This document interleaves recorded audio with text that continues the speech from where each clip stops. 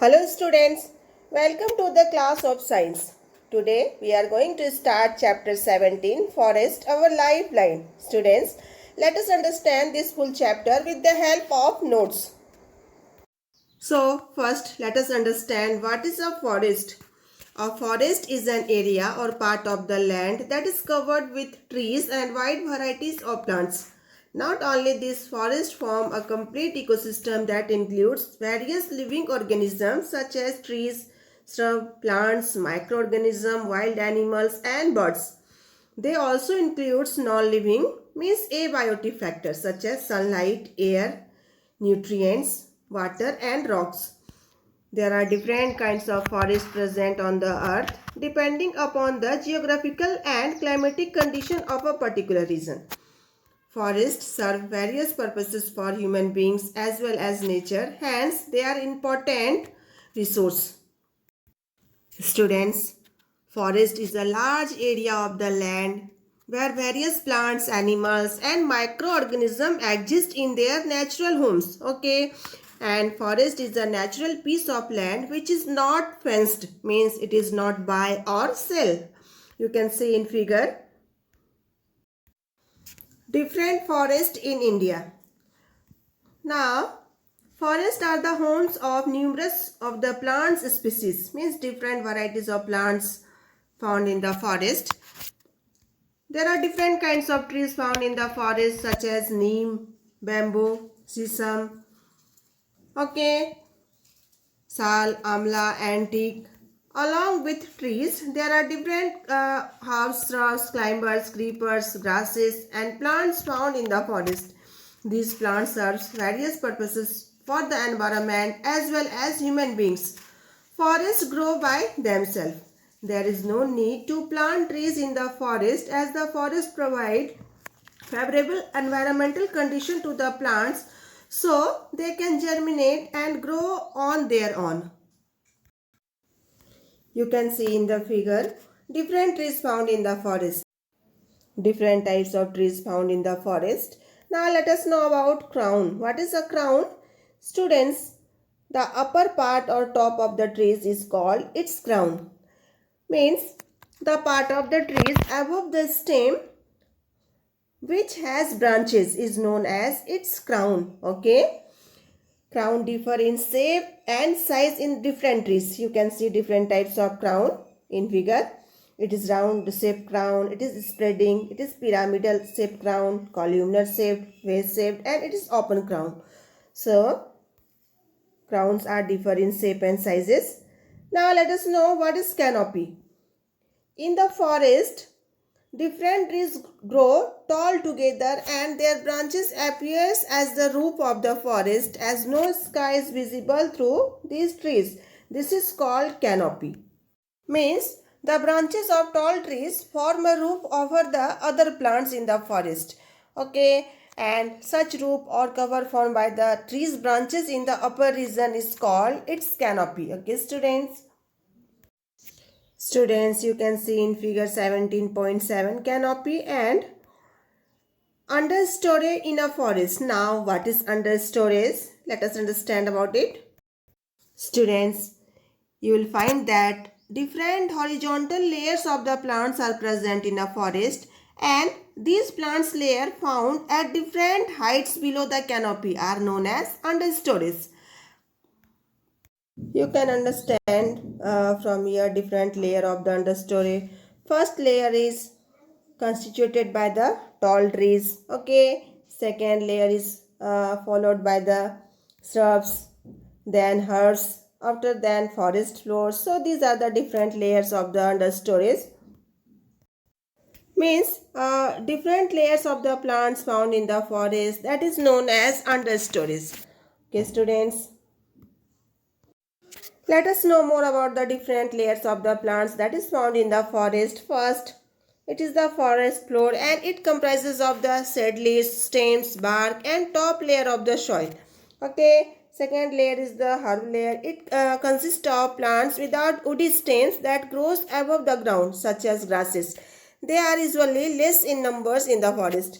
Now next layer is the shrub layers. It consists of plants small to medium size. Okay, and this layer requires most sunlight. Next layer is the understory. It consists of the plant that grow above the forest floor but lower than the canopy. Okay, students, they require less amount of light in order to grow. Canopy, it consists of the tree crowns. It always exposed to sunlight. The emergent layer, it consists of the topmost layer of the trees and it is generally found in the tropical forest. So these are the different layers of the plants or trees that is found in the forest. Students, forests are a habitat of many kinds of animals because forests provide favorable environmental conditions, food, shelter to a variety of wild animals, insects and microorganisms. The trees of the forest act as their shelter while a variety of plants and animals are their food. Forests are a home of a variety of insect microorganisms because the soil of the forest is high fertile and therefore it provides favorable living conditions such as water and nutrients to these organisms. Forests also support different food chains because of the complex biodiversity in the forest. Different organisms present on the earth are dependent on each other. For instance, herbivores feed on plants and carnivores depends upon herbivores. So this chain of the organism being dependent on each other for their food is called a food chain. Let us understand food chain with the help of diagram. Students, you know that plants are called producer because plants can prepare their own food. Okay, and here herbivore is a primary consumer, omnivore is a secondary consumer, carnivore is a tertiary consumer. Okay, when plants and animals die, then decomposer decomposes their body into the soil, means convert their body into nutrients. Again, nutrients is used by producer or plants to make their food. Okay, so what is food chain? In food chain, one organism eats another one. Okay, means this is the process of eating and being eaten. Okay, students, plants are producer and consumers may be herbivores or carnivores. Means to say that all animals ultimately depends on plants for their food. If there are no plants, herbivores will not get food. In turn, carnivores will also not get their food. Okay, students. Now, let us know what is humus. Students, it is a dark colored substance found in the soil and humus is made from the dead and decaying organism. The microorganism live upon the dead and decaying organic matter and convert it into humus. Okay.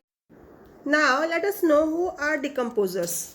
Animals that feed on dead and decaying plants and animals and convert them into humus are called decomposers.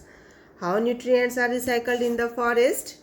The nutrients present in the soil are used by plants, insects and microorganisms. When they die, their remains are turned into the organic matters by decomposers. Okay, this keeps the soil fertile in the forest and recycles the nutrients. You can understand from this figure also. Students, you know that plants takes carbon dioxide for the photosynthesis process. Okay, and in turn plants release oxygen.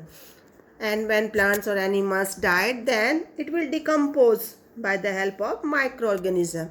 After decomposition, their body parts converts into nutrients and nutrients will mix to the soil. Again, this nutrients is used by trees or plants for growth and development. Okay, students. Why forests are called green lungs? Let us know about it. Students, you know that the plants take up carbon dioxide and release oxygen. Hence, the plants in the forest provide oxygen to the animals and their animals provide carbon dioxide to the plants. Okay, in this way, a balance of oxygen and carbon dioxide is maintained in the atmosphere in the forest. That's why forests are called green lungs. Means all animals release carbon dioxide gas, that is harmful gas, and plants takes this carbon dioxide gas for photosynthesis process. In turn, plant release oxygen, and oxygen is used by animals for respiration process. By this way, plants and animals maintain the carbon dioxide and oxygen level on the earth. Okay, students. So, students, it is the first part of chapter 17. And balance topic I will teach you in next class. Today's class is over, and exercise of the chapters you will get in the next class. Okay, thank you.